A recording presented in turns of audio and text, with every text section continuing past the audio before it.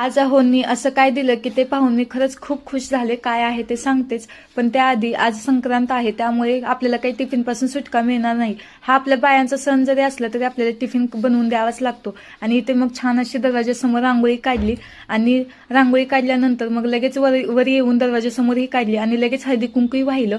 मला तर असं वाटतंय की रांगोळीवरती हळदी कुंकू न वाहता रांगोळी तर अपूर्णच असते. आणि मग लगेच इथे सासूबाईंनी खण धुवून खणांची पूजा करायला घेतली होती आणि ह्याच्यामध्ये लगेच ववसाही भरून ठेवला आणि लगेच ते झाकूनही ठेवलं. आता आमची इथं अशी पद्धत आहे की लगेच झाकून ठेवायचं आणि ववसून आल्यानंतरच ते पाहायचं, तोपर्यंत त्याला बघायचंही नाही.